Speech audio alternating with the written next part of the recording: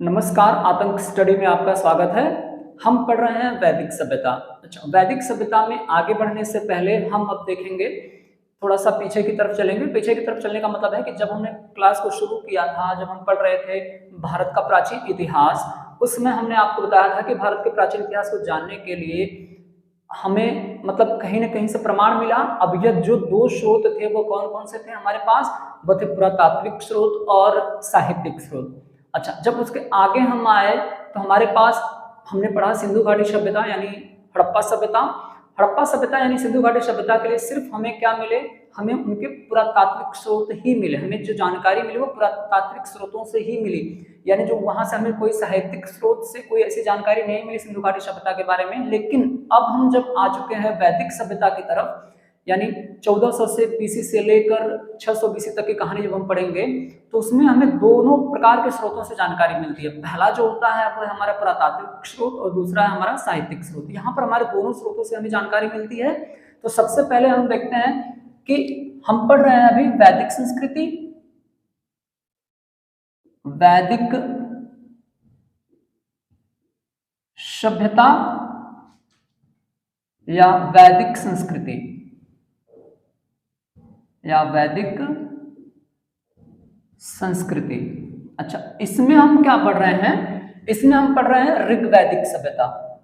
इसमें हम पढ़ रहे हैं ऋग्वैदिक सभ्यता। जैसा कि आपको बताया गया है कि दो भागों में इसे बांटा गया है, ऋग्वैदिक संस्कृति और उत्तर वैदिक संस्कृति में। तो हम पढ़ रहे हैं ऋग्वैदिक संस्कृति या सभ्यता। आप कुछ भी लिख सकते हैं, ऋग्वैदिक काल भी लिख सकते हैं। तो हमारे पास जो अब है वो अब हम आपको बता रहे हैं कि मुझे पहला स्रोत मिला है, मतलब हम पहले स्रोत के बारे में बात करेंगे, पुरातात्विक स्रोत के बारे में। पुरातात्विक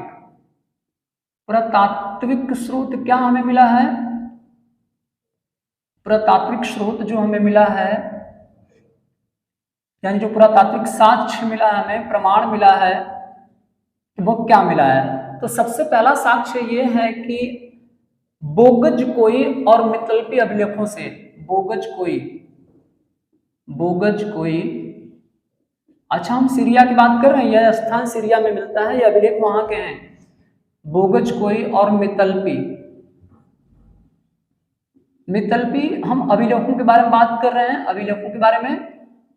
अभिलेखों से हमें यह मिला है कि अच्छा, बोगज कोई और मितल्पी अभिलेखों से हमें यह जानकारी मिलती है, यह है 1400 बीसी की बात है, 1400 बीसी।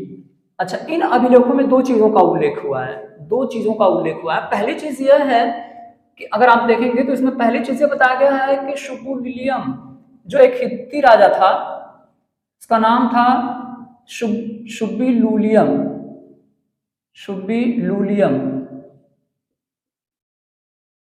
यह राजा था, हित्ती राजा था। और दूसरा था महितगुआजा, दूसरे का नाम था, एक मिनट हम आपको बता रहे हैं,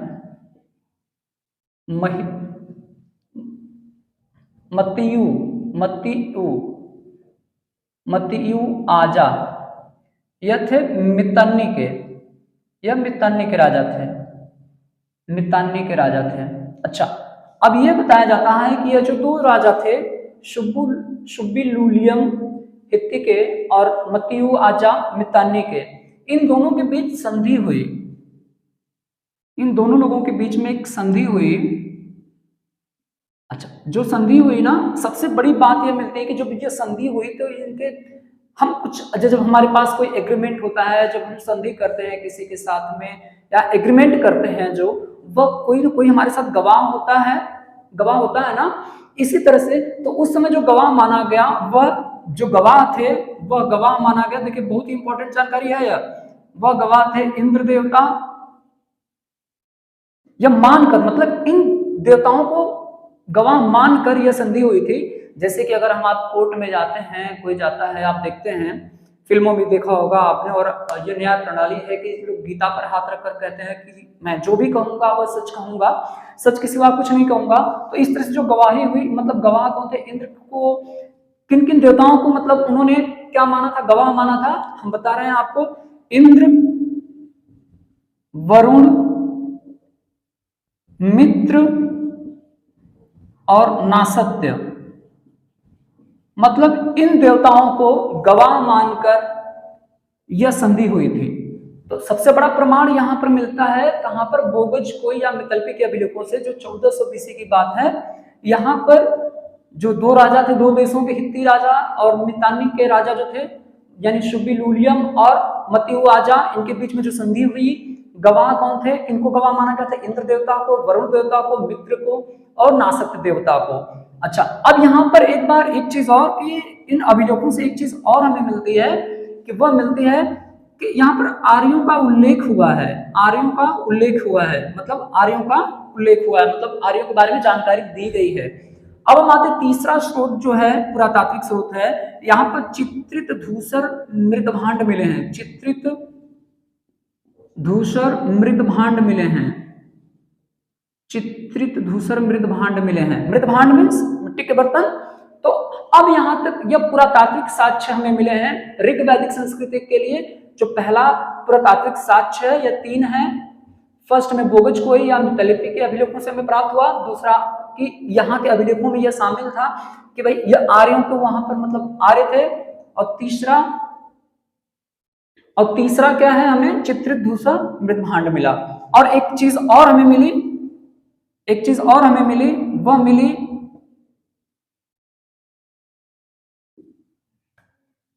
हरियाणा के पास एक नगर है, एक जगह है जिसे हम भगवानपुरा कहते हैं।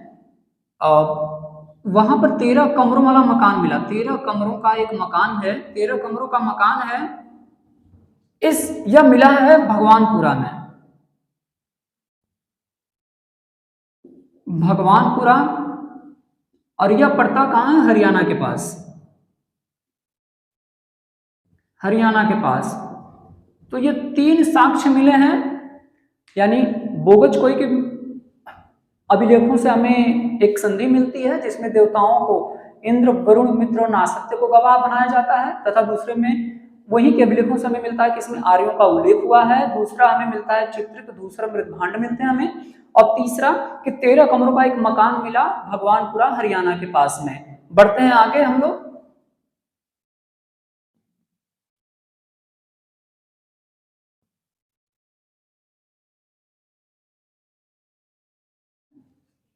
अच्छा, अब हम आते हैं साहित्यिक स्रोत की तरफ। साहित्यिक साक्ष्य क्या मिले हमें, साहित्यिक साक्ष्य क्या मिले हमें, साहित्यिक साक्ष्य यानी प्रमाण क्या मिले, ये देखते हैं। साहित्यिक साक्ष्य के लिए हमारे पास, अब जैसा कि आपको बताया गया कि हम पढ़ रहे हैं वैदिक सभ्यता, तो वेदों से, तो हमें वेदों से हमें यह जानकारियां मिली हैं। तो चलते हैं, पहला हमारा क्या, कौन सा वेद है, पहला हमारा वेद है ऋग्वेद,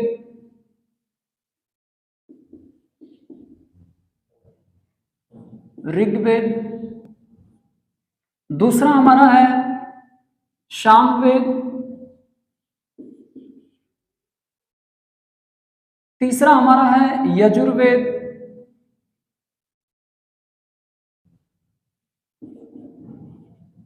और चौथा हमारा है अथर्ववेद।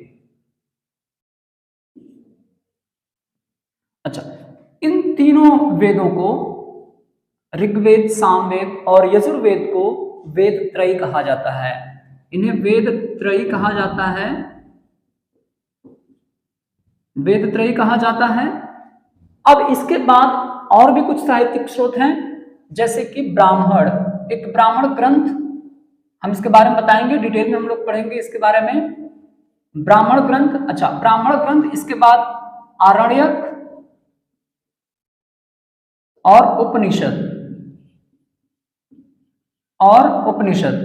ब्राह्मण ग्रंथ जो है वह कर्मकांड के बारे में जानकारी देते हैं, जो आरण्यक है वह हमें रहस्यवाद के बारे में बताते हैं,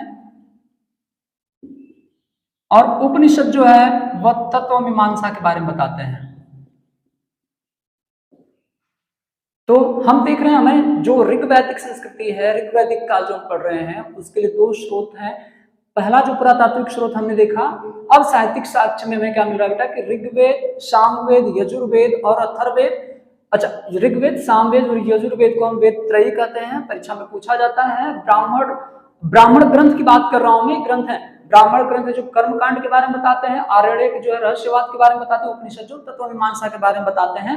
इनके बारे में हम अब आगे डिटेल में हम पढ़ेंगे। अच्छा, उससे पहले मैं बता दूं कि यह जो वेद हैं यह अपौरुषेय है। अपौरुषेय का मतलब यह होता है कि किसी के पुरुष के द्वारा इनकी रचना नहीं की गई है, पुरुष के द्वारा इनका मतलब इनको नहीं लिखा गया है, सिर्फ इनका संकलन किया गया है। हम आगे पढ़ेंगे अगले क्लास में।